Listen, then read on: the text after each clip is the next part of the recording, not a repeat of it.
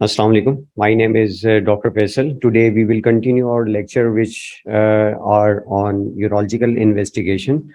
And my learning objectives are transrectal ultrasound. At the end of this presentation, we know what are the indication, what are the contraindication, what are transrectal ultrasound, radioisotope scan, bone scan, and PET scan. So transrectal ultrasound is the ultrasound which is done through transrectal route with a high frequency probe of 7.5 to 10 megahertz transducer. And it is used for various purpose, including diagnostic as well as therapeutic purpose in doing prostatic biopsy, cryotherapy, brachytherapy, and during investigation of male factor infertility and hemospermia. It is a minimal invasive and provide an anatomic detail of the prostate and periprostatic tissue and seminal vesicle. This can be done with biplane and single plane transducer with a scanning angle of almost 180-degree, which allows visualization of the entire gland in transverse and sagittal section. Regarding position of the patient should be left in left lateral position with hips and knee flexed to 90-degree and buttocks at the edge of the couch.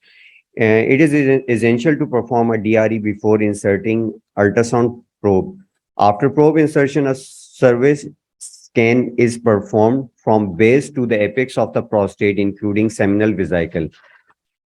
Complete evaluation should occur in both transverse and sagittal section to assess for any capsular breach or hypoechoic area within periphery of the prostate.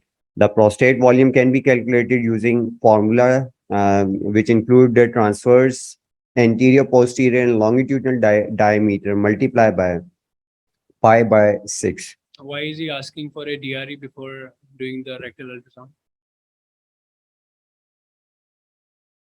Arsalan.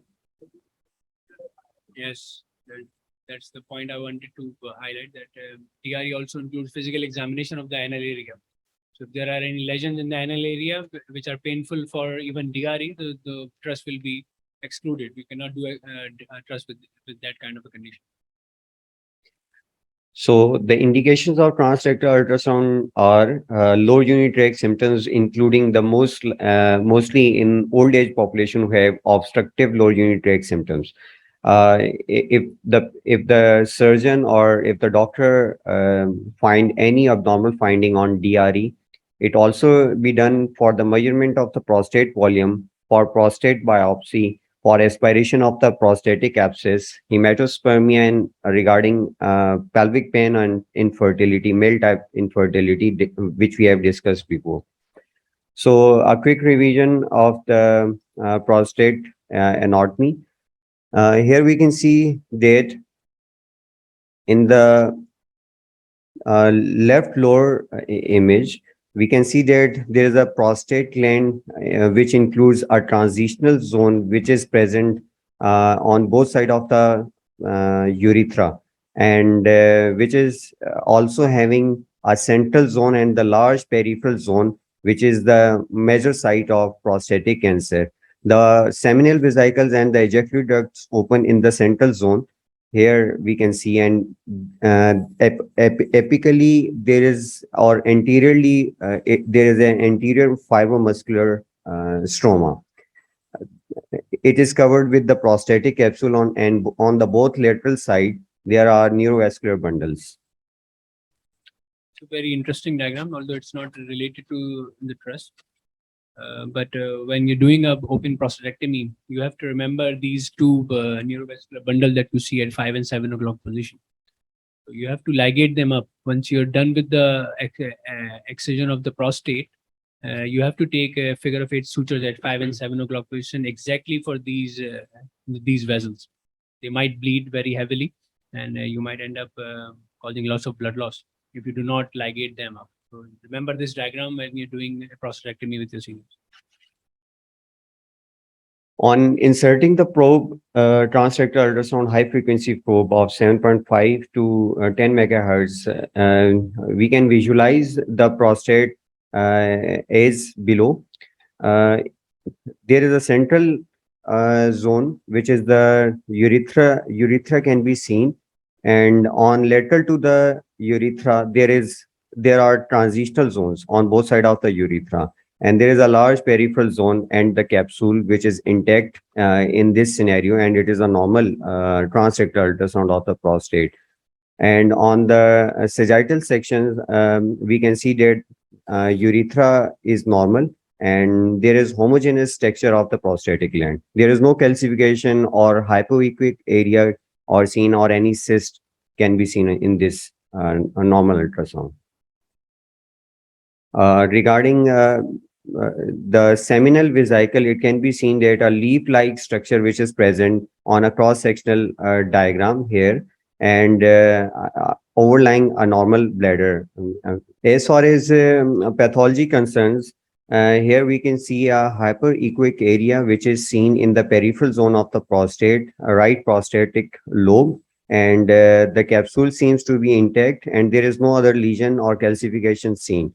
The bladder seems to be normal, although it is not a good ultrasound for to see the bladder, but here we can see a hyperechoic lesion, which is more likely to be to be an abscess. History and physical examination is always important before doing transrectal ultrasound, and we can, or the sonologist or the surgeon can correlate the finding of transrectal ultrasound with history to reach a diagnosis.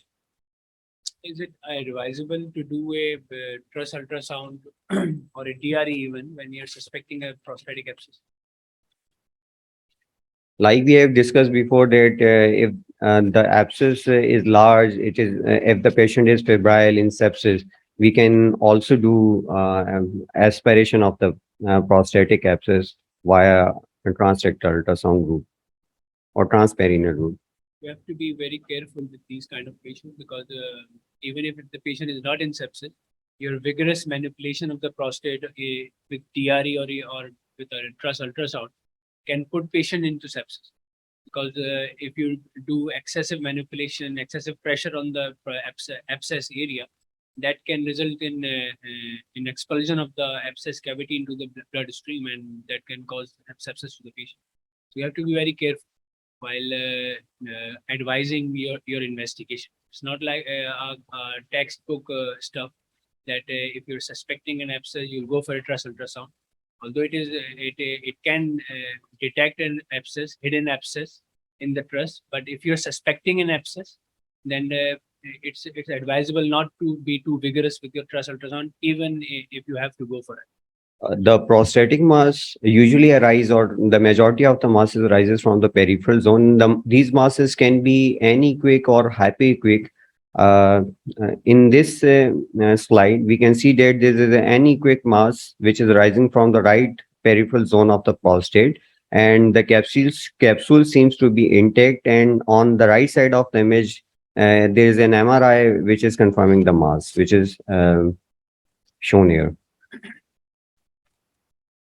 So there is another mass which is arising from the peripheral zone. There is an anechoic mass seen breaching the capsule of the prostate. The rest of the prostate capsule seems to be intact, and there's no prostatic calcification or any other abnormality seen. But the capsule is seen breached here on the left side, and this mass is extending beyond the capsule.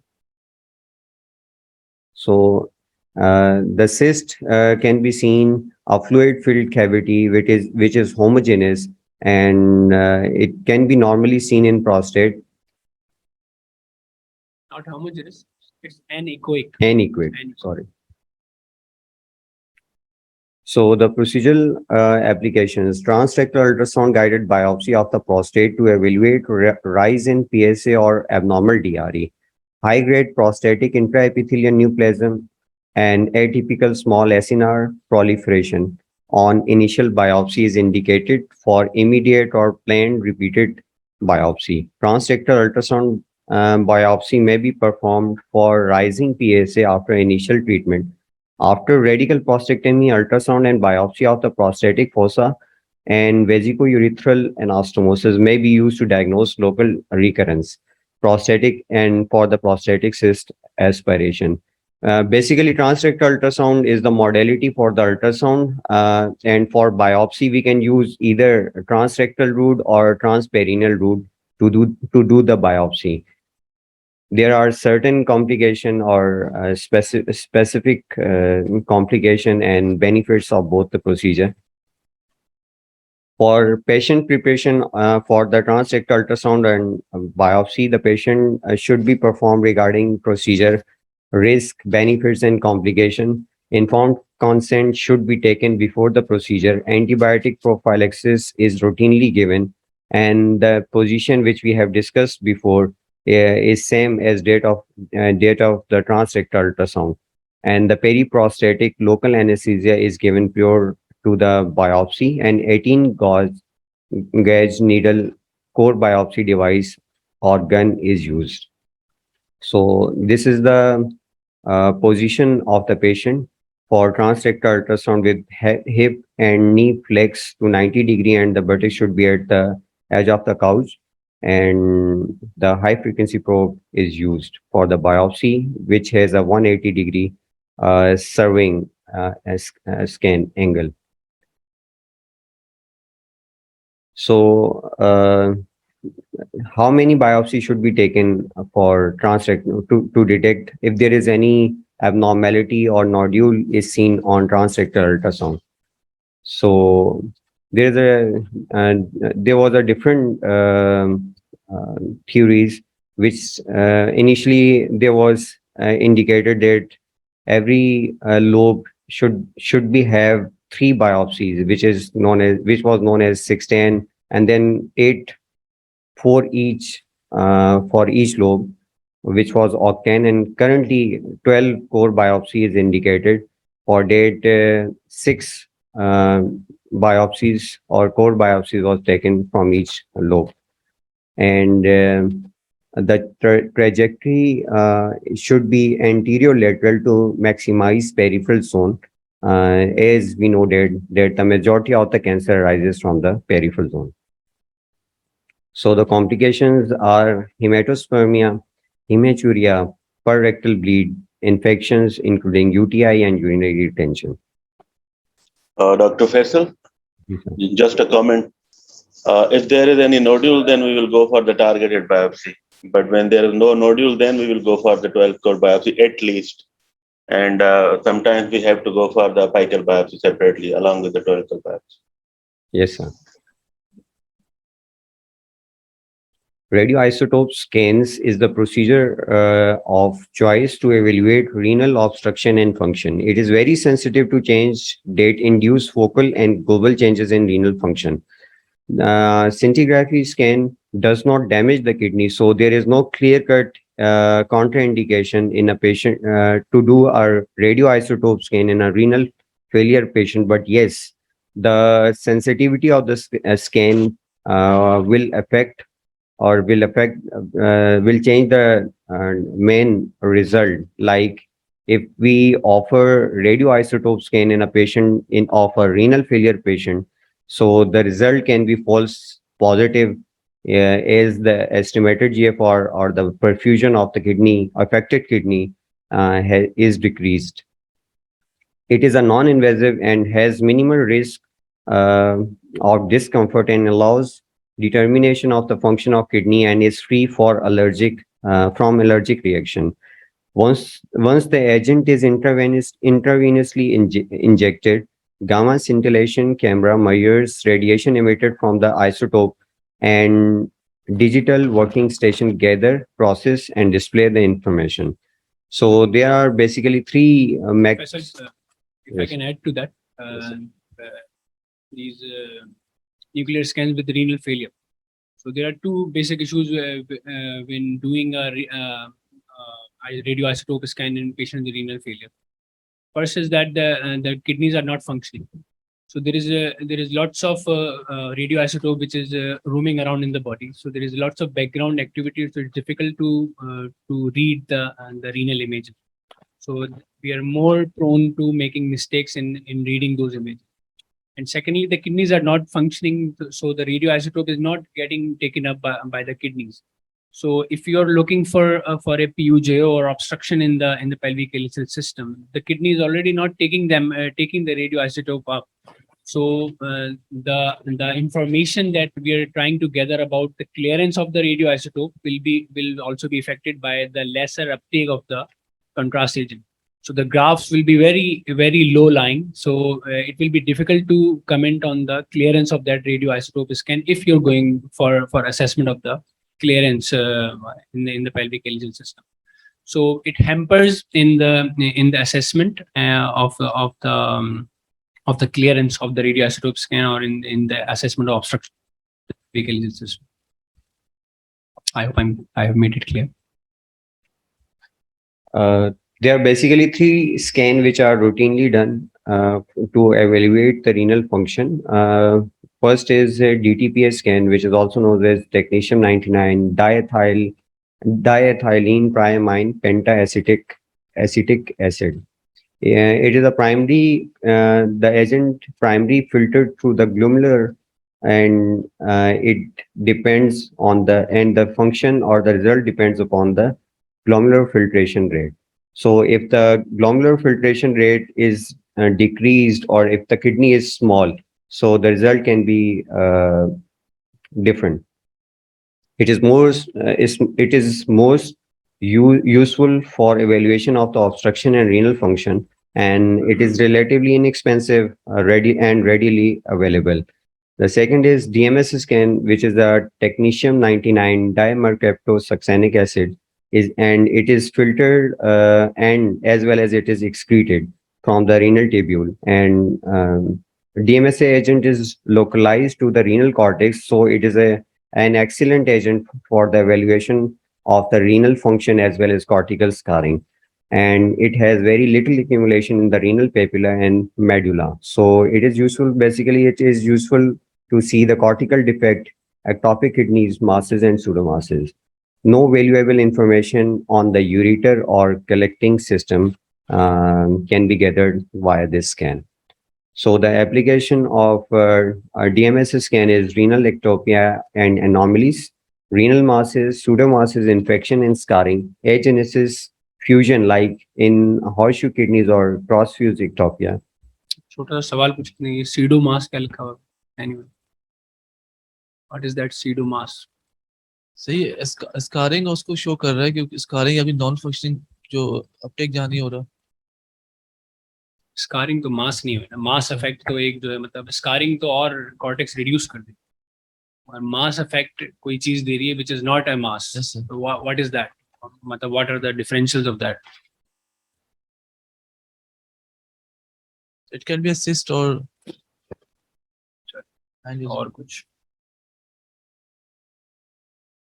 Sucker, over to sucker.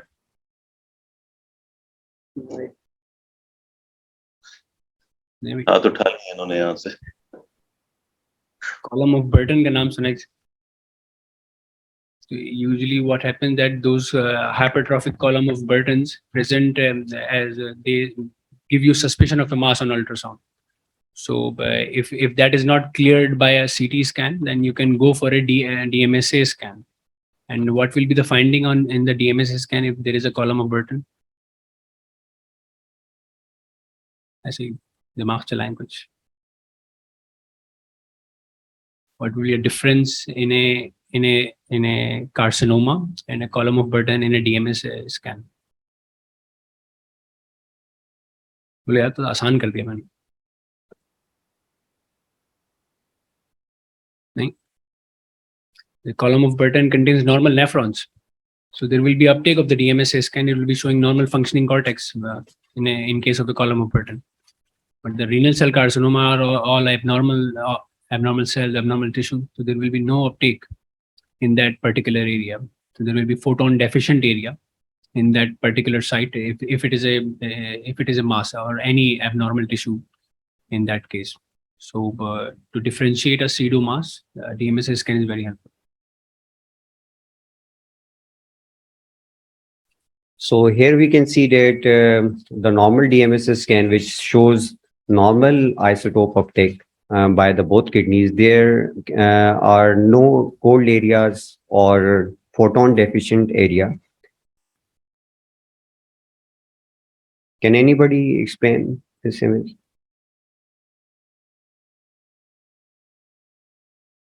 Here we can see that there is normal isotope uptake by the kidneys, and there is a connection, that is the isotope uptake by the isthmus, or the both the kidneys are connected. So and this is a typical finding of horseshoe kidney on a DMSA scan. There is no photon deficient area or cold area seen in this picture.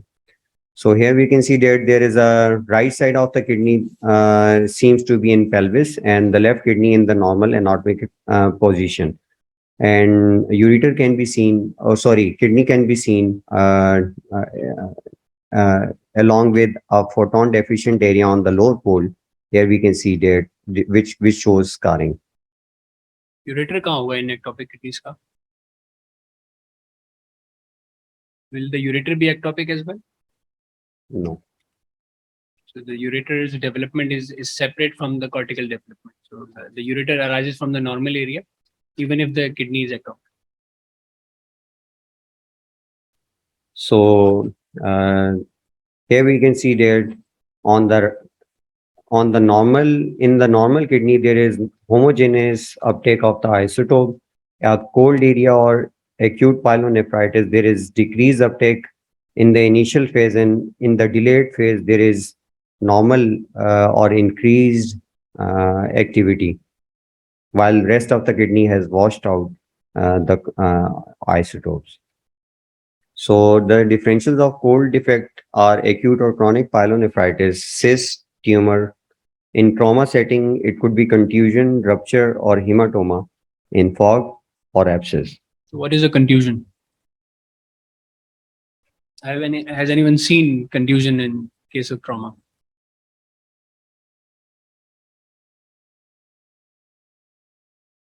Sorry, यार सारे क्या चक्कर?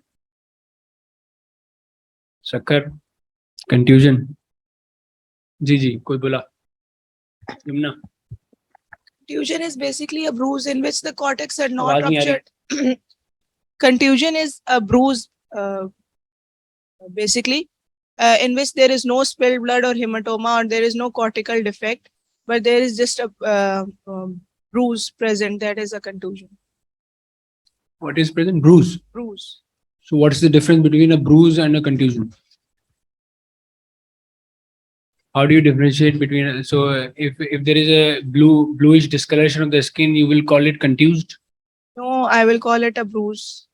So what is a But in organs, contusion? like in what is? brain or kidneys, internal and solid organs में जो है ना इसको contusion बोलते हैं. So actually, what happens in a contused organ is that the blood supply is hampered for a while, but then it regains. Because of the trauma, there is inflammation and there is disruption of the blood supply to that particular area.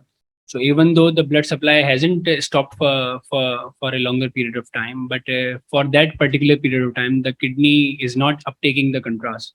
So if you do a CT scan with contrast or a DMSA scan, as he has said, in that window period of contusion, you will find a non-functioning kidney or a reduced uptake of the contrast or reduced uptake of the radiotracer. So that reduced uptake or reduced flow to the kidney in that particular time period, that's a contusion. So it's very confusing in a case of trauma, because if you go for a CT scan with a contrast enhanced CT scan, in an initial phase of that trauma, you will find a non-functioning kidney. You will find decreased uptake in the kidney, and if you take decision on that, you will end up making a wrong decision. So you have to give time and suspect contusion if you do not find any physical lesion in the given organ, and there is decreased uptake. So you have to give time in that case, in that kind of a scenario. So technetium 99 mercaptoacetyl triglycine It is an excellent agent for the imaging because of its photon emission, 6-hour half-life, and ease of preparation. It is cleared mainly by tubular secretion and 10% excreted through hepatobiliary route. It is an excellent choice for the patient with renal insufficiency and urinary obstruction. And it is an excellent tracer to evaluate renal plasma flow. So in DMSA, we have discussed that with the help of DMSA, the agent, we can see the function of the kidney as well as cortical scarring and other things. But here it is a dynamic scan, which we by which we can see the function of the kidney as well as its clearance. So in a normal DMSA scan, in the initial phase, the isotope can be seen excreted through the tubular system, and with the serial images we can see that it is the ureters are visualized, and later the bladder can be seen, and it is washed um, uh, in the subsequent images. So usually diuretic can be given in such scenario in MAC3 scan. And if it is administered, the furosemide is administered along with the isotope. So it is known as F-0 scan. And if it is administered 15 minutes before the isotope, so it is called, the scan is can be categorized as F-15. And if it is given after 15 minutes of the isotope, so it is known as F+15. So the diuretic renal scan using MAC3 can provide differential renal function and clearance time comparing right and left kidney. There are 3 phases of MAC3 scan. In first phase, which is the flow phase, in which contrast is administered, and 2-second images are gathered for 2 minutes and then 1-second image for 1 minute. And the renal uptake and the background clearance and abnormal vascular lesion, if there is any, can be visualized in flow phase. In second phase, which is known as the renal phase, the time to the peak uptake is typically between 2 to 4 minutes, and 1 minute image is taken for the next 30 minutes. In renal phase, we can see the normal filling or the abnormal filling of the renal pelvis, as well as its excretion, and any abnormality in excretion can be seen in renal phase. The third phase is excretory phase, in which 1 minute image is taken for next 30 minutes, and diuretic is administered at a dose of 0.5 mg per kg. When there is a maximum cortical activity at the collecting system, the T-half is the time it takes for collecting system activity to decrease by 50% from date at time of the diuretic administration.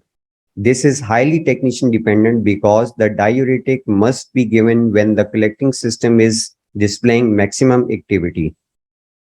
So here we can see the normal graph of the MAC3 scan. The horizontal line shows the time period, and the vertical line shows the activity in SIU unit. So here we can see that when the contrast is, the isotope is administered at T0 times 0, the uptake by the cortex shown with a plateau, the spike shows as a spike. At the maximum activity, furosemide or the diuretic is administered, and the system, whole system is washed out gradually. So the time taken at which half of the contrast or half of the isotopes is washed is known as T-half. In this scenario, we can roughly guess that it is around 2 minutes, which is in normal range. T-half कहाँ है आप? Pointer है कहाँ है इसमें T-half point करें sir T-half, sorry यहाँ है, तो 2 मिनट तो नहीं होना है 2 नहीं, sorry 8 minutes. 8 minutes. It was around 4.5. The maximum unit is 4.5. So 2.25 would be like here. So it's around 8 to 10. So from the time of peak activity to half of it getting cleared from the pelvic calyceal system. So that's your Yes, T sir. half. So there are different types of graphs which we can get from MEC3 scan. The normal graph which we see here is a type 1, in which there is a rapid uptake or the spike phase, and then the contrast or maximum contrast wash out within a normal limit of time, which we'll discuss later on. In obstructive type, the uptake can be seen like uniformly or the normally, and the contrast stays in the pelvic calyceal system and does not wash out in specific time. In a hypotonic system, like if we administered the diuretic here, because of the flabby system or the furosemide wash out the contrast or the isotopes rapidly. So if a patient has a MAC3 scan of F minus 0, which shows a partial or complete obstruction in initial F minus 0 scan, we usually advise F minus 15 scan, in which furosemide is given 15 minutes before the F plus 15 we advise F plus 15, in which furosemide is given after 15 minutes of the isotope given injection. So we can observe that the whole isotope is washed out in a specific or in a limited time. So there will be no obstruction. And if it remains like the graph 2, then there is definitely an obstruction and it should be treated. So in reading these graphs, it's a very tricky situation. And if you can see, look at the graph 3 in the hypotonic one. So a hypotonic system, you can correlate it with an operated kidney, and which has lots of space in it. So if you have given the radioisotope, it will start accumulating in that dilated kidney. So the time will pass, but the contrast will keep on accumulating in the pelvic calyceal system, and it will not get cleared from the PUJ area. So what we have to see is that once the diuretic is given, the clearance is very rapid. So you'll be seeing that once the pelvic calyceal system is all filled up, the PUJ allows the contrast or the radioisotope to get cleared very, very quickly. So that's a graph of an open system. But even if you give the diuresis and the clearance is not as rapid as shown in this graph, it is very delayed, because it will not be a complete obstruction or closure of the PUJ. It's always a very narrowing of the PUJ. It's not a complete closure of the PUJ. So, but even if you give diuretic at that point in time and the clearance is not as rapid as shown in this graph, so it will be labeled as an obstructed system or a secondary PUJO. So you have to be very careful while advising these radioisotope scans and reading them as well. So we have seen a lot of patients in Monday list and ago they have that patient come to us with a decision of a redo pyeloplasty, and we would ask the patient that what is wrong with you, and they would say there is nothing wrong with me. There was just swelling in the on the ultrasound. So the swelling in a damaged kidney will always persist. If you do a pyeloplasty in a 25% or 30% kidney, that dilatation that has occurred prior to your surgery will remain there. It will not go away. So a dilated system post-operatively does not mean always that it is again obstructed. You are right. Yes, these systems are remain. They are always dilated. If you are performing pyeloplasties on these systems, which are chronically obstructed, and you rightly said that in these cases there is this hypotonicity, and you see these dilated calyces all the time. PUJ is open, but there is dilatation in calyces. But one thing more that when to perform plus 15, when to perform minus 15, that is also a clinical question. So if asked from someone or We can take the audience on that. Anyone? R5. Who are the R5s? Raise your hands. R5s, raise hand, please. Paths up. R5 wala. Sir, F minus 15 to rule out obstruction, mostly PUJ. F plus 0 भी obstruction के लिए गया है. So we give furosemide. We give furosemide 0.5 mg per kg when the system is obstructed, and we want to see the release of the contrast. So in the figure 3, we can give the furosemide at after the 15 minutes of injecting the contrast to see the release of contrast from the system. हाँ चलिए जमाल साहब कुछ कहना चाहते हैं. इनका the better answer. Sir, if plus 15 is, we are giving the stress to the kidneys. Yeah. And the furosemide and to assess the if we suspecting the any partial obstruction and early any fullness, so we are giving stress furosemide to the kidneys and to evaluate. अच्छा F plus 15 पे बात करने से पहले कोई ये बताया कि डिटेल्स क्राइसिस क्या होता है. जी ये R1 बता दे बेटा. चलो फाद बता रहे हैं. Sir, details crisis, if both side of the kidney is obstructed, as in PUJ, and kidney goes into the stasis secondary to diuretic, any caffeine diuretic effect, the patient has vomiting and pain. So if I can refine that, so whenever the kidney is put under stress because of diuresis for whatever the reason, someone is taking caffeine, someone is taking Coca-Cola, someone is taking any other higher drinks, so that can cause diuresis in the kidney, and that diuresis can unmask a PUJO which was not there in normal scenario. So an F plus 15 kind of a scan is more useful for this kind of a situation. When a child parents comes to you with a child and say that he often has pain in right flank and there is a hydronephrosis during that period of pain. But if you do the scan in a normal condition, there is no hydronephrosis.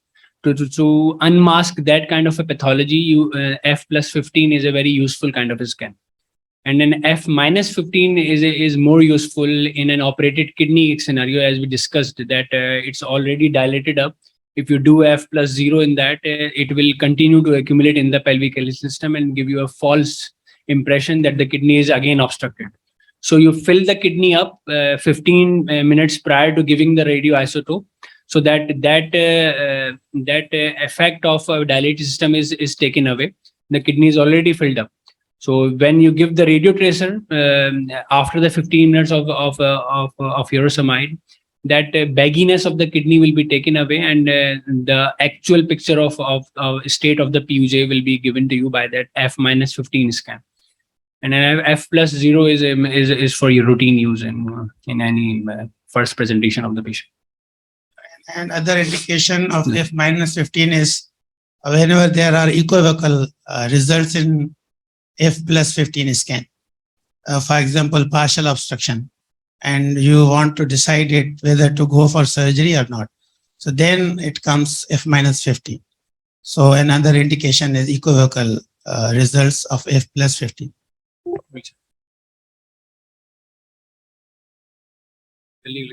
Transient time through the collecting system is less than 10 minutes is consistent with a normal non-obstructing collecting system. If the half-life T half of 10 to 20 minutes shows mild to moderate delay and maybe a mechanical obstruction, and T half of greater than 20 minutes is consistent with a high-grade obstruction. So here we can see that on the left side there is delayed emptying of the isotope on the left side of the kidney and normal emptying of right side of the kidney. And if we see here in graph, the T half of the left kidney is 20.5 minutes, while on the right side it is 2 minutes. इसका TF क्या है भाई, कोई बताएगा? इसका TF है ही नहीं, ठीक है, उन्होंने भी ये TF नीचे खाली छोड़ा हुआ है, क्लियरेंस हो ही नहीं ना, तो TF है ही नहीं इसका, वो तो टाइम ऑफ मैक्सिमम एक्टिविटी लिखा हुआ है, 20 मिनट्स से लिखा हुआ है, 20 मिनट्स में तो मैक्सिमम एक्टिविटी पे पहुंचा है वो क्लियरेंस होगी तो मतलब आधे घंटे का स्कैन होता है तो आया ही नहीं कुछ. So in a duplex kidney, we can see two ureters, although this is not a good quality image. But here we can see that on the left side of the kidney, there are two ureters as well as there is delayed contrast isotope emptying and normal excretion of isotope on the right side of the kidney. So in vesico-ureteric junction obstruction, the finding can be same. There might be delayed emptying of the kidney, but the stasis is at the level of vesico-ureteric junction, not at the pelvic-ureteric junction. So it can be seen easily via in a post-voiding image, voided images, where we can see that the pressure is there is a holdup of pressure at the vesico-ureteric junction. So can we send a patient with stented kidney for MAC3 scan? So anybody, can we send a patient for MAC3 scan who has DJ stent in it already? Yes, Abdi Raza. Sir, I have a question in F-15. यार हमने सवाल पूछा यार, तुम हमसे पलट के पूछा यार, ये तो प्रेस कॉन्फ्रेंस हो गई भाई. I was holding this question before this question. अच्छा चले पूछें. Sir, in F-15, if there is, we will see that if the clearance is within 10 minutes, then we rule out the secondary BUJO. And if it is above 20 minutes, then we label it as secondary BUJO.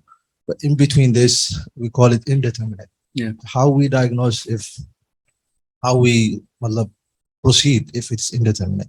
So as Dr. Murli said that for these kind of indeterminate cases, we have F-15. Okay, so usually in an F-15, these kind of indeterminate cases are ruled out. Either they are obstructed or they're not obstructed. Either that 10 to 20 minute window is because of the bagginess of the kidney or it is not. Okay, so it will rule out. Usually it will rule out in a case of F-15. And even if with a F-15, if it is not ruled out, you can follow up the patient with serial scans. Yeah. And if in these cases there is pain during this scan, then it also helps in deciding to go for surgery. So these patients are decided like this because you have then clinical data and associated with this investigation. Patient symptomatology is very important. You have to keep that in mind and then review these kind of investigations. So yes, any answer to this? And then we'll end it after one more question. Ji. Not been done. Why? Because stent will relieve the obstruction. So that's one of the indication for doing a MAC3 scan, that it can tell you about PUJ or VUJ obstruction. So you cannot do a MAC3 scan with a stent in for these reasons. But there is another reason for doing a MAC3 scan. Cortical function. You can also comment on cortical function. Okay? So if that is the reason you're doing it, for example, there is a patient with a stone in the PUJ. And it's a solitary kidney, and he had come. It's not a solitary kidney. There are two kidneys, but one of them both have stones, and you've put in DJs in both the kidneys. Now you want to see which one is better kidney, so you can go for a MAC3 scan with those two stents in situ to see which one is better, and then you'll operate on that side. See relative function. To see the relative function. And what is prerequisite for this? If there are stents, and what should be done in the MAC3 scan room? These patients should be catheterized or it's a very important without question. catheters. But what is a third indication for doing a MAC3 scan? cortical function, outlet obstruction. There is another indication for doing a MAC3 scan. पीठ से जो है हजरात वो जरा इस बारे में रोशनी डालें जी। की आला तालीम हासिल करके कौन आया भाई? हाथ उठाए हुए कौन है? Please raise your hand. Sorry, Bilal, I have to rush for the OT. So, थोड़ा जी, मादरत के साथ बाकी आप कंटिन्यू करें. Thank you so much. जरूर जरूर। कंजेनाइटल है नाम लिखा है। कौन है भाई? पीठ से कौन आया हुआ है? कोई भी नहीं आया पीठ से, तो गलत बात है।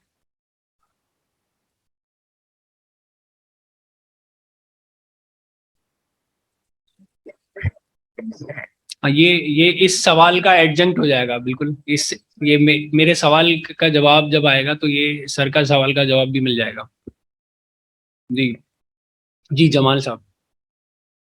VUGO and reflexor. We also the third reflex one. में क्या रोल है मैक3 स्कैन का? Make just रिफ्लेक्स में क्या रोल है मैक3 स्कैन का? जी बाबर। सो वो किडनी को और डैमेज करेगा। हमारी जो कंट्रास्ट है वो जो है एक 3 साल की बच्ची है जिसका लास्ट टाइम आपने सिस्टोग्राम किया था तो उसे यूटीआई हो गया था। अब उसकी अम्मा परेशान है, कह रही है कि भाई मैंने तो अब नहीं कराना डॉक्टर साहब, ये आपने लास्ट टाइम किया था, 3 दिन अस्पताल में दाखिल रही थी वो। तो अब कोई और तरीका है आपके पास? It's called an indirect cystogram. ठीक है, इट्स डन विद अ मैक3 स्कैन। ठीक है, विदाउट अ फॉलीज। ठीक है, if you put in the Foley it will drain the contrast from the bladder. ठीक है, सर का सवाल जो था कॉर्टिकल फंक्शन देखने के लिए वो ये था कि फॉलीज डालेंगे कि नहीं डालेंगे। फॉलीज डालेंगे with DJs tank because that if you do not put in a follies it will reflux into the kidney and give you a false information about the cortical function. ठीक है, और जब VUR होता है तो you do not put in a Foley's to see reflux of the radioisotope in the refluxing kidney. ठीक है, तो to see reflux you can do a MAC3 scan as well and order or request the concerned department about a what? Indirect cystogram. ठीक है, तो that is the third indication of a MAC3 scan. I think we can call it a day here. It's been 9. Thank you.